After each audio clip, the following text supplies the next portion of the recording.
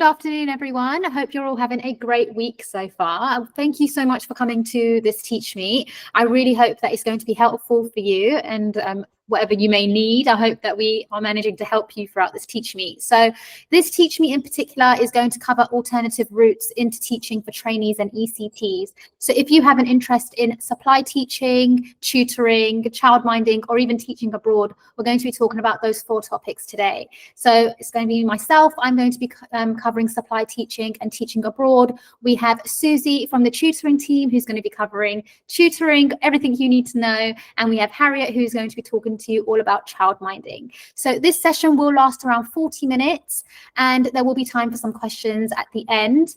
As Emily mentioned, she will be popping in the reflections document into the chat that will cover some important links that we think are relevant to this session. It might contain resources, blogs, and landing pages for the different things that we're talking about today. If we may ask for your thoughts at certain points, but if you do have a question or anything you want to add or anything you need clarification on, then feel free to pop it in the chat, or you can just put your hand up and you can ask the question as well. So what I'm going to do is I'm just going to introduce myself and tell you a little bit about me. So my name is Natisha and I was a teacher for 7 years. Throughout my time in school, I taught in Key Stage 1 and Key Stage 2, and I actually spent my first 3 years of teaching in Year 6, and I have some experience in supply teaching as well. I'm part of the trainee teachers and ECTs team at Twinkl, and I create videos for our YouTube channel, and I support trainee teachers and ECTs in our Facebook groups through Facebook Lives, and I also run the TeachMeets as well. So you'll probably be seeing me a lot if you come to these TeachMeets. So our main goal is to provide you with all the support, advice, and guidance that you need to make a flying start in your teaching career. And I'm going to move on to Harriet, who's going to introduce herself. Hello everybody, so my name's Harriet. I'm a qualified teacher. I taught for 7 years too. I'm really passionate about early years education and I taught across the EYFS, so that was nursery and reception. I'm the university outreach partner for Twinkl, so I work part of the trainee teachers and ECT team. My role is to work with universities and training providers to support trainee teachers on their way to becoming the next generation of educators. So our job is to offer support, quality resources to help boost your confidence and succeed in your teacher training and beyond.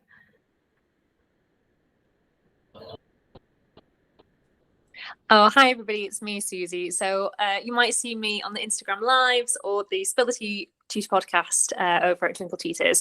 But I was primary trained. I was a primary teacher for about 5 years. During that time, I became the head of ECTs and ITTs as well. So can understand where a lot of you are coming from as well. Started tutoring and then it's just been a major part of my life ever since. Absolutely love it.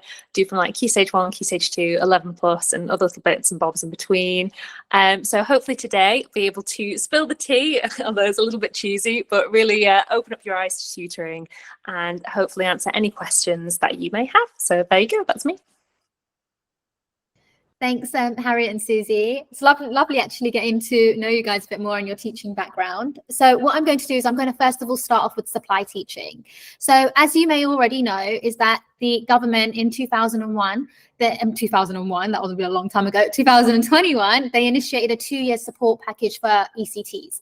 So at the end of this period, an assessment will be conducted to determine whether you have successfully met the required teaching standards. So what you may be doing at this particular time is potentially job hunting. If you are not job hunting, or maybe you're not too sure whether you would like to start your induction after you get QTS, you may be thinking about supply teaching. So what I'm going to do is just talk to you a little bit about ECTs and supply teaching. So once you have gained your QTS, you can either go and do short-term supply or long-term supply. So when I'm saying short-term supply, what that means is any period of supply teaching that you will do that is less than 1 full term. So what you need to know about that is that if you end up doing, say, day-to-day supply, or maybe you might do supply teaching for 1 week in a certain school and then maybe go for another week in another school, that time that you spend in school will not be counted towards your induction. However, if you decide to go and do supply for 1 full term in a school, then that would count towards your ECT induction. I hope that makes sense. So what this basically means is that you are able to do supply teaching if you want to, but you just need to be careful and make sure you understand whether that counts towards your induction period. So let's go through a few frequently asked questions, okay? So can you do your induction period as an ECT as a supply teacher? Yes, you can. But what you need to make sure is that the minimum contract length of the supply contract that you are taking on is for one full induction term. So it's important to note that this can't be a series of small short-term supplies within that term. So let's use an example of September to December. You would need to be in the same school to have that supply period count towards your induction. You cannot then do a week in one school and a week in another school, or do 6 weeks in one school and 6 weeks in another school. I hope that makes sense. So how long can you work as a supply teacher before you start your induction? So you can do short-term supply if you would like to, for a maximum of 5 years.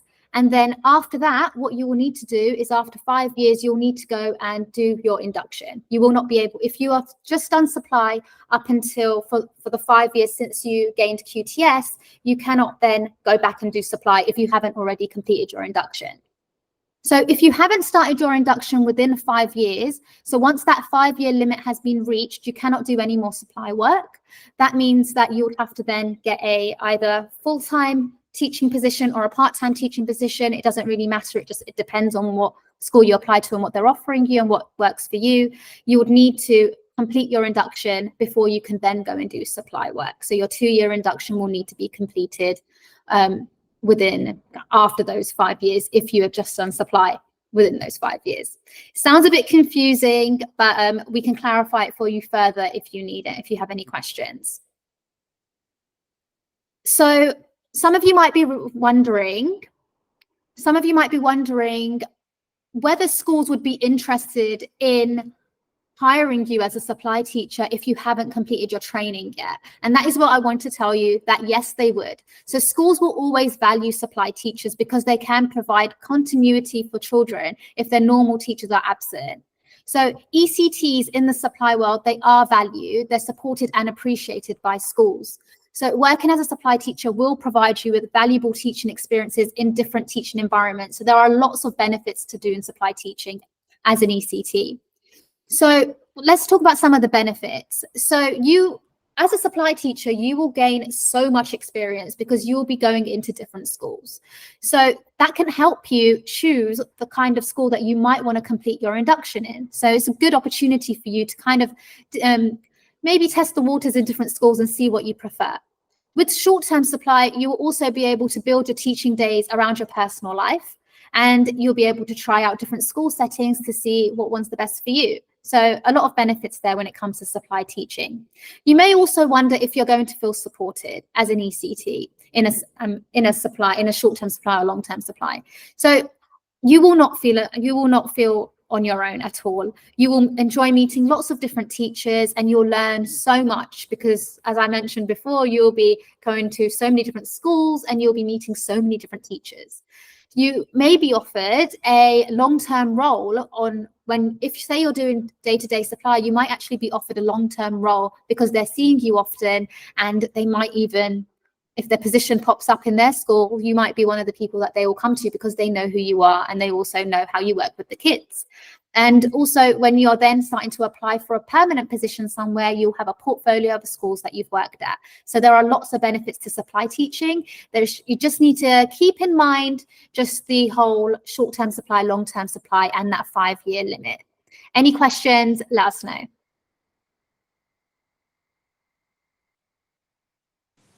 Okay, super, thank you. So moving on to the world of tutoring then. So I think the biggest thing is, why should I consider tutoring?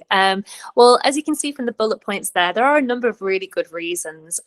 Similar in some ways to supply, and there's actually a lot of people who do supply and tutoring alongside one another. So you'll notice, some of these worlds you can actually combine, which is quite nice. But there's an immense amount of flexibility with tutoring. You can really do it to suit you, whether that's something on a casual basis, if you're still looking for a job or looking for a position, or if you want it to sort of be your full-time thing, you can really do it to suit you and to suit your needs, especially if you also have personal commitments or family commitments as well. And another massive point is it's valuable experience. No school will turn down the fact that, if you've done tutoring or you've done supply, they will absolutely love it. And if you are somebody who's perhaps looking to carve out a career, maybe let's say in like Key Stage 2, and you decide to do a little bit of Key Stage 2 tutoring, whether that's for the SATs or anything of that sort, schools will love that. You know, any experience is always golden. It's really, really good. And alongside that, it does give you a little bit of income. So sometimes people worry about with tuition, because it is sort of like a little mini business. What do I do for tax and things like that? And I will go on to that later on. But Twinkl has a fantastic business tools page. But you, again, it's flexible. Do it as it suits you. If you want to make it just cash in hand, that's fine. You only have to declare it when you're earning, I think it's about £1,000 or over. So again, that's just something for you to consider. Another thing is it's really good for networking. You can meet lots of other tutors, lots of ex-teachers as well. And it's a form of continued learning. So if you were somebody who perhaps is, again, maybe a little bit unsure on what kind of setting that you would like to work in, maybe you're somebody who's, you know, had a placement and you noticed that you were really interested in working with EAL students or SEND students, maybe you could do some tutoring in that area. And then you're thinking, oh yeah, I absolutely love this. Equally, you might have been thinking, yeah, I'm going to be that person in year 6. And then you do a bit of tutoring, that's a bit of Key Stage 1, and then you think, oh no, get me straight into Key Stage 1 land. It's just a really nice way to test the waters, and you start to kind of mull things over.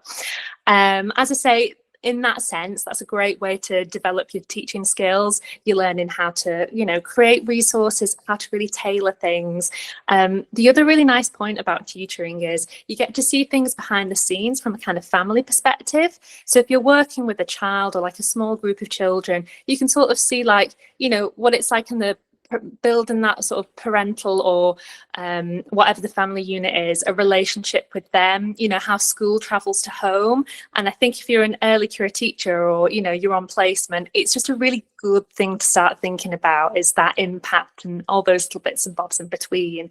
But as I put on the little pictures there, also for anyone who knows about the I can't get my words out there, the EEF, they've shown that, you know, tutoring and intervention has a really profound impact. So again, never think it's sort of like, oh, should I, you know, is it making a difference? It really, really is. But I'll go on to some of the frequently asked questions on the next slide. Okie dokie. So some of the FAQs here, can I charge the same as a qualified teacher? Absolutely. You've got a wealth of experience. You've done all of your training. You're a little expert in your field and in education. So never be put off. That's something that often comes up with people at the start of their career. Don't be put off by, you know, thinking, oh, parents going to pay the same. Of course they will. You know, you're trained for this profession, you know, show that off.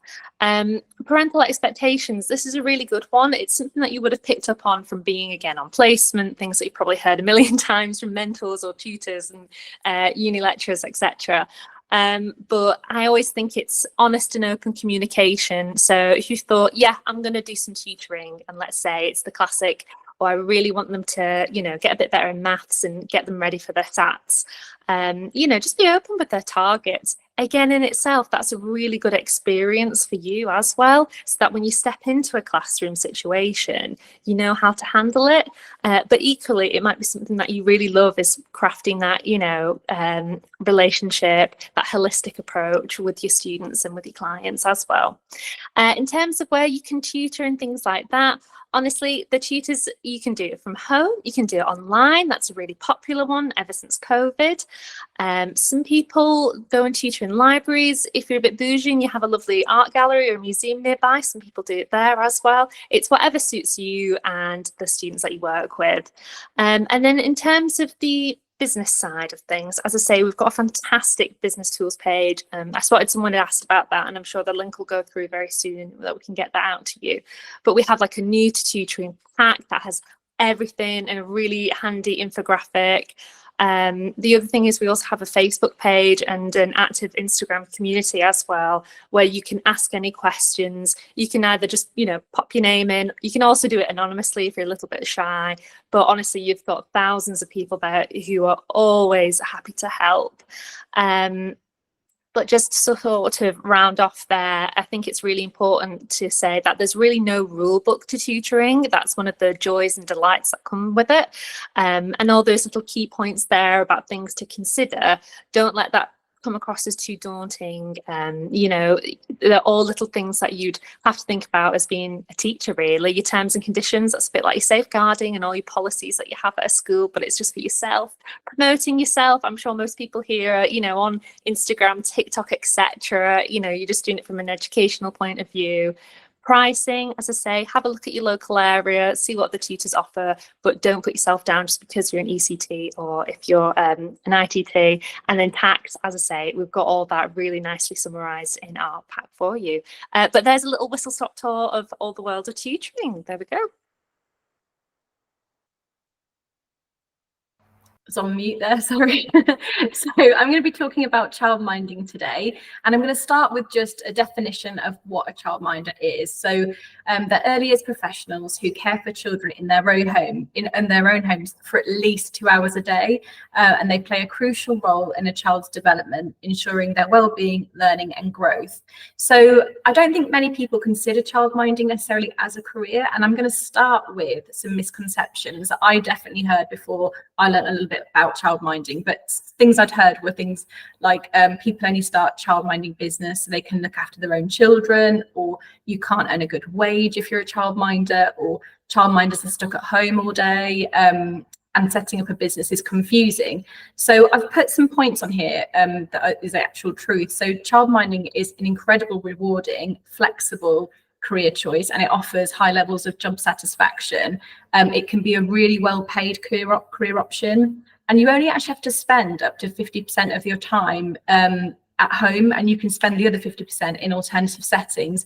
So this is really handy, say for the summer holidays, if you wanted to rent out a village hall or something like that and do your summer care there. So childminders often take their children out on outings to enhance learning experiences. So that's amazing. You know, if you were close to the beach, for example, it might be that you really want to take the children there for the day, and you can, obviously subject to your safeguarding and things like that. But and although the process does seem a little bit daunting, the Twinkl childminding team will walk you through all of the steps and support you through it from registration and beyond as well. Thank you. So some of the things to consider if you were thinking of launching a childminding business is to you need to make sure that you plan for success. So before launching your business, you need to treat it as a new business venture. And this means doing in-depth research and writing a robust business plan. So you've got flexibility and freedom with childminding. You have complete control of your schedule, when you want to have children, what sort of times you operate, things like that. There is government support, so you can take advantage of current government startup grants, and these range from £600 to £1,200. So you would need to do a little bit more research just to make sure that's the most up to date, but I did check that with the childminding team. So nurture and grow, you can care for up to 6 children at a time. So there's different ratios depending on age, but the general rule is you can have 6 children in your care. And there's collaborative options as well. So you might team up with other childminders, either as a childminding assistant or a co-childminder. There's registration option. So you might decide to register directly with Ofsted, but you can also work through a childminding agency and they will register for you. And you need to think about competitive rates as well. So you need to set your pricing structure. You need to consider what you want to charge before school, after school, the summer holidays, different durations, whether you're going to charge daily or hourly, and potential sibling discounts as well. But to do that, you really have a little look at local competitors to help you set a realistic price. So to register as a childminder, we have got more in-depth information on the website, but just a general overview here is that you will need an enhanced DBS check, you will need to have first aid training, childcare training. Although lots of you will have qualifications, especially if you're doing your teacher training at the moment, it might be that you just need a little bit of training with toileting or feeding, depending on the age of the children that you're caring for. You'll need a GP health declaration and 2 references. And also, if you have lived abroad in the past 5 years, you might need a certificate of good character from the embassy. But I think that's only if you've lived for like like I said, lived abroad in the last 5 years. So if this is something that you're thinking about, on the reflections document that you'll have dropped in the chat, there is so much information on the Twinkl childminding section of our website. So there's a hub all about new to childminding, which covers setting up. As Susie mentioned earlier, there's business tools on there, how to do your tax, all of that sort of thing. There's assessment tools, planning and resources. There's even self-care things on there, and then just general guidance and advice. And to finish off, I've just got a few quotes from some of our actual Twinkl childminding members, and they're sharing their favourite parts of being a childminder. So watching a child grow, learn and develop, knowing that you've played a part in their life, the cuddles and the laughter, and also the flexibility is what people really enjoy as well. What you can do, you know, what you do each day. Is the weather good today? You can go to the beach. So yes, definitely something to consider. Thank you. Thanks, Harriet. That was really interested on childminding and tutoring as well, actually, Susie. There was I was tutoring when I was teaching as well, so it was good to know the kind of the insider info, because you don't know about it until you actually speak to an expert. But I just wanted to also talk to you guys about teaching abroad. So this is also an option for you. It's something that we wanted to cover because it is something that you can do, and not many people know about kind of the routes into teaching abroad and what that's really like. So I thought we'll have a bit of time to talk about that. So if you're interested in teaching abroad, it's best to sign up with a recognized agency and do your research on what you can expect from that agency. So teaching abroad can be memorable and life-affirming. It can be such a good experience if it is done through a good agency that can support you through the process. So let's talk about some of the benefits of teaching abroad. So you can expect a better work-life balance than you may get teaching in the UK. You will have a chance to learn about different cultures. You'll get to travel. You'll get to meet a rich variety of students and parents. It's a great experience and may help you stand out if you do end up coming back to the UK and want to interview for a teaching position here.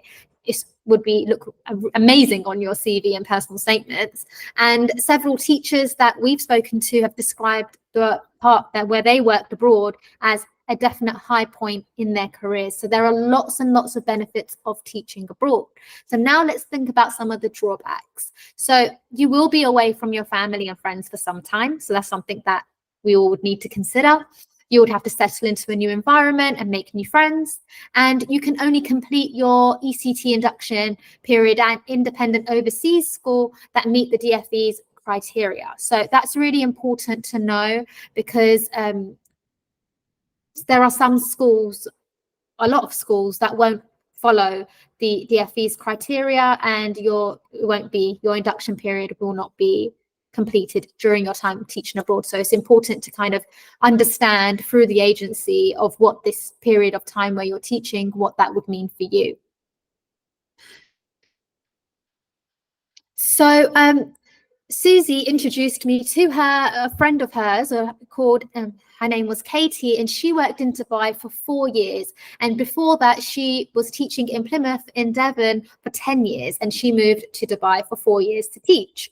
So I asked her a few questions, and she very kindly answered some of them. So I thought it would be a good opportunity for me to share those with you, so you can get a perspective of someone who's actually taught abroad and how they found it. So I asked Katie, what did she enjoy the most about teaching abroad? So she said that the best experience of teaching abroad was working within an international school. There's something very special when you work with a wide range of nationalities and cultures. Watching children share their experiences and beliefs is amazing. So that sounds, again, very, very desirable. This is something that working in an international school, it might not be an experience that you would gain teaching in the UK. So what was the application process like? So Katie mentioned that the application process for her was quite straightforward. She completed all the application forms. She spoke with a representative from the company that was in London, and they invited her for an interview. She had a face-to-face interview with the CEO and the head teacher of her prospective school, and then she found out that she had the job about a week later. She was then invited back to London for another face-to-face training day and an opportunity to meet fellow teachers who are also moving to Dubai as well. So that, again, is the application process for the agency that Katie applied for, but again, the kind of application process may be different depending on what agency you end up applying for, but it's good to know what the experience was like. I then asked Katie if she would recommend teaching abroad and why. So she said that she would highly recommend teaching abroad, and she often thinks why she didn't do it earlier in her career and why she waited 10 years to do it. So she says that if she had the chance to do it again, she may have potentially moved to even more countries, and it gave her a great opportunity to work within an international setting, as they are very, very large schools. We don't normally get that very, very big primary schools in the UK, so it's a good opportunity to work in a very large school if that's something you're interested in. She said the school that she worked in Dubai had over 4,000 students, which is huge, could you imagine? Which allows for many CPD opportunities, and she gained a wealth of experience. Living in another country for Katie enabled her to explore and experience new areas and cultures, and she chose Dubai because it was a gateway to explore many different countries, so she also had the opportunity to travel as well.